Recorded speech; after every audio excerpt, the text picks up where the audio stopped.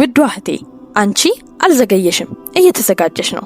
የኔ ቆንጆ ያላገባሽ ከሆነሽ ሰዎች መቼ ነው የምታገቢው እያሉ ቢጠይቁሽ አንዳንድ ጊዜ እንደተተውሽ ከተሰማሽ በውጪሽ ፈገግ እያልሽ በውስጥሽ ጫና ከተሰማሽ ይህ ማስታወሻ ላንቺ ነው። ከመጀመራችን በፊት ለዚህ ቻናል አዲስ ከሆናችሁ ሰብስክራይብ ያደረጋችሁ ቪዲዮአችንን ላይክ አድርጉልን። እያደገ ያለው የቤተሰባችን አካል ይሁኑ። ሐሳብ አስተያየታችሁን በኮሜንት ላይ ጻፉልን። ይህ ማስታወሻ ለሚያስፈልጋት እህታችሁ እንዲደርስ አድርጉላት። አሁን ከልብሽ አድምጪኝ። አለማግባትሽ ጉድለት አይደለም። ከተጨባጭ እውነት ጋር እንጀምር። አለማግባትሽ ችግር፣ ውድቀት ወይም ሀፍረት አይደለም።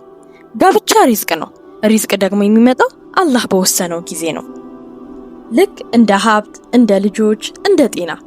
አለገባሽም ማለት አላህ ረስቶሻል ማለት አይደለም።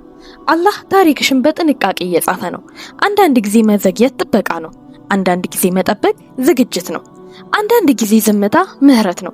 ወደ ኋላ መቅረት አይደለም። በአላህ የተጻፈልሽ በራስሽ ጊዜ መስመር ላይ ነሽ። የህብረተሰቡ ጫና ከፍተኛ ነው። የአላህ እቅድ ግን የበለጠ ነው። ህብረተሰቡ ድምጹን ከፍ አድርጎ ይናገራል።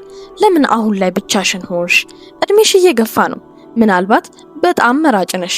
ምናልባትም ደግሞ የሆነ የተሳሳተ ነገር ሊኖር ይችላል ብለው ይሉሻል። እነዚህ ቃላት ያማሉ። እስኪ በጥንቃቄ አድምጪኝ። ሰዎች ከባህል አንፃር ይናገራሉ። አላህ ግን በጥበብ ይሰራል። ሰዎች እድሜን ያያሉ። አላህ ግን ዝግጁ መሆንሽን ይመለከታል። ሰዎች ደረጃሽን ያያሉ። አላህ የልብሽን ሁኔታ ያያል። የማህበረሰቡ ጫና ተስፋ እንዲያስቆርጥሽ በፍጹም አትፍቀጂ። ተስፋ መቁረጥሽ ወደ ተሳሳቱ ምርጫዎች ያመራሻል እና የተሳሳተ ጋብቻ ዘግይቶ ከመጣ ጋብቻ የበለጠ ከባድ ነው። መጠበቅ መባከን አይደለም። ብዙ ሴቶች እንዲህ ብለው ያስባሉ። እየጠበቅኩ ነው አይደለም። እያደግሽ ከሆነ እየጠበቅሽ አይደለም። እየተማርሽ ከሆነ እየጠበቅሽ አይደለም። እያገገምሽ ከሆነ እየጠበቅሽ አይደለም። እየገነባሽ ነው። ይህንን ጊዜ በጥበብ ተጠቀሚበት። ትምህርትሽን፣ ክህሎትሽን፣ ዲንሽን፣ ስሜታዊ ብስለትሽን ገንቢ። ጋብቻ ከብቸኝነት ማምለጫ ሳይሆን ጋብቻ ኃላፊነት ነው። አሁን በጠነከርሽበት ቁጥር ትዳርሽ በኋላ ላይ ጤናማ ይሆናል። ግራ በሚያጋባው ዓለም ውስጥ ልብሽን ጠብቂ። የዛሬው ዓለም በጊዜያዊ ግንኙነቶች የተሞላ ነው። የውይይት ደረጃዎች፣ ግልጽ ያልሆኑ ተስፋዎች፣ ቁርጠኝነት የሌለባቸው ስሜታዊ ትስስሮች። ብዙ ያላገቡ ሴቶች በስሜታዊነት ይደክማሉ። ያለ ዋስትና ታማኝነታቸውን ይሰጣሉ። ግልጽነት የሌለውን ፍቅር ይሰጣሉ። ያለ ጥበቃ ጥረት ያደርጋሉ። የኔ ቆንጆ ልብሽ ዋጋ አለው። ምንም አይነት ትልቅ ዓላማ ለሌላቸው ሰዎች አትስጪ። ኢስላም ሴቶችን የሚጠብቃቸው ድንበር በማውጣት ነው። ወሰኖች ገደብ አይደሉም፣ ጥበቃ ናቸው። አንቺን የሚፈልግሽ ከሆነ በትክክለኛው መንገድ ወደ አንቺ ይመጣል። ብቸኝነትሽን ስለምትፈሪ ብቻ መስፈርቶችን አታውጪ። ከክብር ጋር ያለ ብቸኝነት ክብር ከሌለበት ግንኙነት የተሻለ ነው። ወደ ጋብቻ ከመግባትሽ በፊት ፈውስ። ብዙ ሴቶች ከህመማቸው እንዲፈወሱ ይፈልጋሉ። ነገር ግን ጋብቻ የስሜት ቀውስን አይፈውስም። ጋብቻ አለመተማመንን አያስተካክለውም። ጋብቻ ያለፈውን ቁስል አያስወግድም። ተሰብረሽ ሳለ ወደ ጋብቻ የገባሹ ባልሽ እንዲጠግንሽ ልትጠብቂ ትችያለሽ። ይህ ደግሞ ጫና ይፈጥራል። መጀመሪያ ፈውስ ያስፈልግሻል። ያለፈውን ይቅር በይ። ታሪክሽን ተቀበይ። በራስ መተማመንሽን ገንቢ። አላህ ልብሽን ከምሬት እንዲያጸዳልሽ ጠይቂ። የተፈወሰች ሴት በጥበብ ትመርጣለች። የተጎዳች ሴት ግን በስሜታዊነት ትመርጣለች። ዋጋሽ በመመረጥሽ ውስጥ አይደለም። ብዙ ያላገቡ ሴቶች በድብቅ እንዲህ ይሰማቸዋል።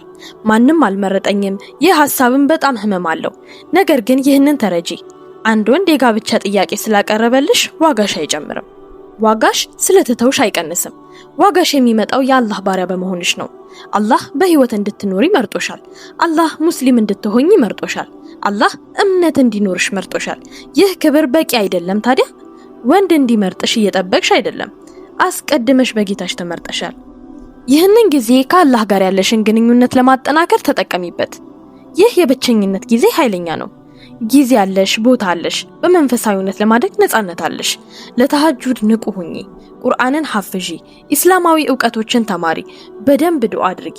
ከአላህ ጋር ያለሽን ግንኙነት ገንቢ። ምክንያቱም ጋብቻ ሲመጣ ህይወትሽ ስራ ይበዛበት ሊሆን ይችላል። ከጋብቻ በፊት ጠንካራ እምነት ከጋብቻ በኋላ መረጋጋትን ይፈጥራል። ጉዞሽን አታወዳድሪ። ንጽጽር ሰላምን ያጠፋል። ጓደኛሽ አግብታለች፣ ሌላኛዋ ጓደኛሽ ደግሞ ልጆች አሏት፣ ሌላኛዋ ደግሞ ከባሏ ጋር በማህበራዊ ሚዲያ ታያታለሽ። ነገር ግን የነሱን ሙሉ እውነታውን አታውቂም። እያንዳንዱ ህይወት ፈተናዎች አሉት። ምናልባት ፈተናሽ መዘግየት ሊሆን ይችላል። ምናልባትም የነሱ ጋብቻ ውስጥ ችግር ሊኖር ይችላል። አላህ ለተለያዩ ሰዎች የተለያዩ ፈተናዎችን ይሰጣል። በወረቀትሽ ላይ አተኩሪ።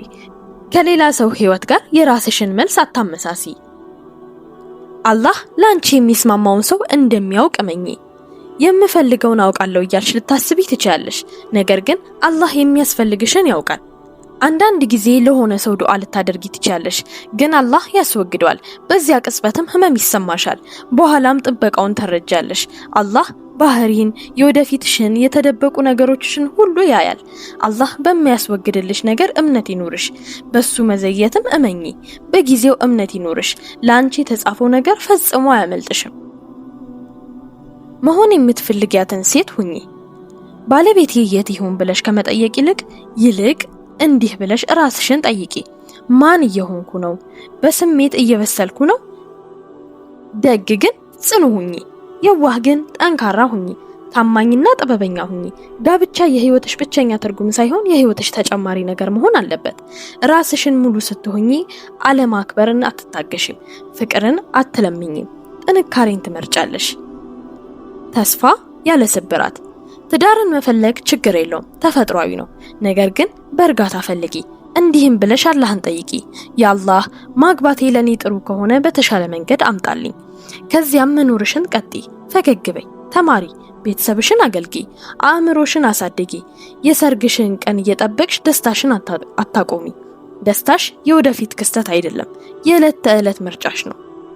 ውድ እህቴ፣ አልተረሳሽም፣ ወደ ኋላም አልቀረሽም። የማትፈለጊ አይደለሽም፣ እየተቀረጽሽ ነው። እየተጠበቅሽ፣ እየተዘጋጀሽ ነው። ትክክለኛው ጋብቻሽ ብርሃንሽን አይቀንስም፣ ይበልጥ ያበራሻል። እና ያ ቀን እስኪመጣ ድረስ በክብር ተመላለሺ፣ በትዕግስት ጠብቂ፣ በእምነትሽ ጠንከሪ። የአላህ ጊዜ መቼም እንደማይዘገይም እወቂ።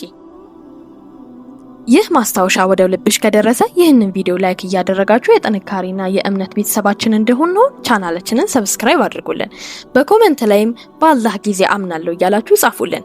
ይህ ተስፋ መቁረጥን ስሜት ውስጥ ላለችው እህትሽን ላኪላት።